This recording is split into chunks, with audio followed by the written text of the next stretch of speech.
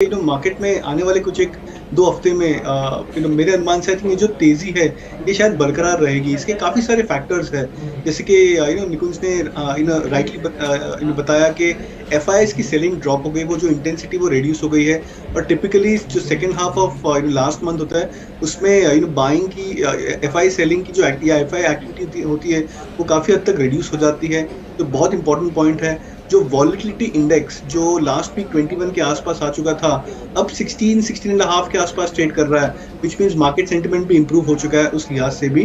Banks में बहुत अच्छी स्टेबिलिटी आई है, सो उस लिहाज से मैं उन स्टॉक्स में पिक करूंगा, बैंकिंग स्टॉक्स में, जिन स्टॉक्स में ऑलरेडी लास्ट 3 से 4 दिन में मोमेंटम कंसिस्टेंटली हमें बनता हुआ नजर आ रहा है। आईसीआईसीआई बैंक फॉर एग्जांपल बहुत ही बढ़िया चार्ट बन रहा है। स्टॉक 850 से ऑलमोस्ट 720 तक करेक्ट कर चुका था, अब 720 से वो रिकवरी मोड पे आ गया है। हम डेरिवेटिव सिग्नल्स या डेटा की बात करें तो पहले जो 2 दिन की जो रिकवरी थी वो आईसीआईसीआई बैंक में वो बहुत स्ट्रॉन्ग शॉर्ट कवरिंग पर थी।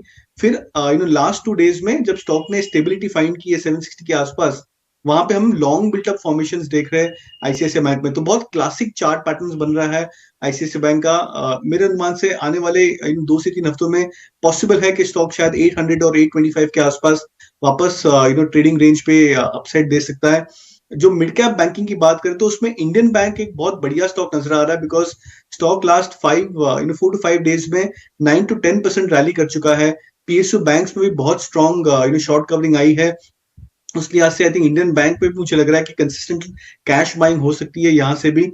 तो ये स्टॉक पे भी मैं बुलिश रहूंगा आने वाले इन 2 से 3 हफ्तों के लिए। एक्सपेक्ट करूंगा कि इंडियन बैंक भी एटलीस्ट 10 to 15% अपसाइड दे दे। और जो थर्ड बैंकिंग स्टॉक है जो मैं फिलहाल एक डार्क हॉर्स की तरह रखूंगा, वो रहेगा RBL bank. Stock 200 moving average के नीचे है, बट मोमेंटम कंसिस्टेंट बनता हुआ नजर आ रहा है। अगर इस स्टॉक 204 के लेवल को क्रॉस कर दे तो मेरे अनुमान से यहाँ से भी शायद 7 to 8% अपसाइड रिटर्न दे सकता है। सेलिंग इंटेंसिटी बढ़ जाती है, उसको हम जैसे हमने देखा है लास्ट 1 मंथ में जो एफआई सेलिंग के नंबर्स थे नवंबर मंथ में और जस्ट दिसंबर स्टार्ट के आसपास, वो इंटेंसिटी ज्यादा थी। बट जब ये वापस से जब एफआई के फ्लोज आते हैं तो उसके बीच में एक पीरियड होता है, कूलिंग पीरियड होता है, जिसमें हम कहते हैं कि एफआई की एक्टिविटी डल हो जाती है। स्टॉक स्पेसिफिक में बाइंग ज्यादा हम देख नहीं पाते हैं काफी सारे सेक्टर्स में। बट बाद में जैसे ही उन सब स्टॉक्स में एक एक्टिविटी वापस आ जाती है, तब हम देखते हैं कि momentum consistency of price up trend वापस आ जाता है। तो मेरे अनुमान से अब हम ऐसे एक फेज में आ गए हैं जहां पे हो सकता है कि शायद काफी सारे सेक्टर्स थे जिनमें बहुत अग्रेसिव सेलिंग हो चुकी थी लास्ट 1 मंथ में, उनमें बाइंग की इंटेंसिटी शायद ड्रॉप हो जाएगी, बट एक स्मॉल डिग्री की बाइंग कंसिस्टेंट और बरकरार बनी रह सकती है। एक एडजस्टमेंट जो हम कहते हैं पोर्टफोलियोज में, वो हो सकता है काफी सारे स्टॉक्स में। जैसे कि कोई स्टॉक अगर एक 20-30% स्टॉक्स लार्ज कैप्स में गिरे हो तो इन्वेस्टर्स या जो पोर्टफोलियो मैनेजर्स है वो एक शायद 10% या 5% बाउंस पे थोड़े से अपने पोर्टफोलियोज को एडजस्ट करना चाहेंगे, अपने पोर्टफोलियो के बीटास को रिड्यूस करना चाहेंगे, और इस बाउंस का फायदा उठाना चाहेंगे। और जैसे वो एक प्रोसेस कंप्लीट हो जाता है, उसके बाद हम देखते हैं वापस से कंसिस्टेंसी ऑफ बाइंग आ जाती है। सो मेरे अनुमान से हम एक उस फेज में से गुजर रहे हैं जहां पे पॉसिबल है कि काफी सारे सेक्टर्स है जिनमें मिक्स्ड प्राइस एक्शंस हो सकता है, बट काफी सारे न्यू सेक्टर्स इमर्ज हो सकते हैं। जैसे कि हमने लास्ट 2 दिन में देखा है कि मीडिया स्टॉक्स में बहुत बढ़िया बाउंस आ चुका है। काफी सारे स्टॉक्स जी एंटरटेनमेंट एक्सेट्रा में बहुत अच्छी उछाल आई है। टेलीकॉम स्टॉक्स में हमने देखा है कि एक न्यू विगर आया है।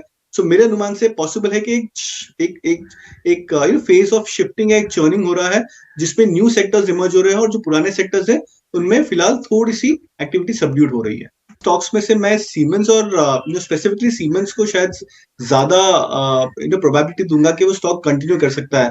हम टेक्निकली जनरली हम कहते हैं कि जब स्टॉक्स एक करेक्शन वेव पे आते हैं और जब वो शॉर्ट टाइम फ्रेम में 61.8% रिट्रेस कर जाते हैं, तब हम कहते हैं कि जो सेलिंग की जो इंटेंसिटी है वो स्टॉप हो गई है और स्टॉक में जो बाइंग एक्टिविटी है वो बहुत ज्यादा स्पीडीली इंप्रूव होती जा रही है।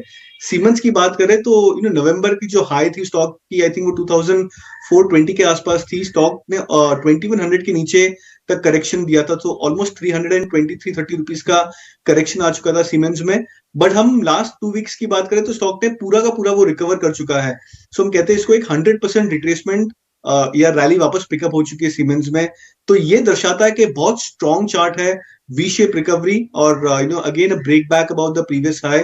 बहुत ही बढ़िया चार्ट पैटर्न बन रहा है, तो मेरे अनुमान से आई थिंक सीमेंस को यहाँ से भी पिक कर सकते हैं ट्रेडर्स, बिकॉज़ मोमेंटम बहुत स्ट्रॉन्ग होते हैं और जनरली स्टॉक्स जब वी शेप रिकवरी के बाद ब्रेकआउट देते हैं, तो पॉसिबल होता है कि वो आने वाले कुछ एक दिनों में या कुछ एक हफ्तों में वो अनदर 5 टू 7% रैली कर सकता है। तो उस हिसाब से मैं सीमेंस को पिक करूँगा यहाँ से, और मेरा अनुमान है कि शायद आने वाले कुछ एक हफ्तों में ये 2550 से 2600 का टारगेट भी क्रॉस कर सकता है।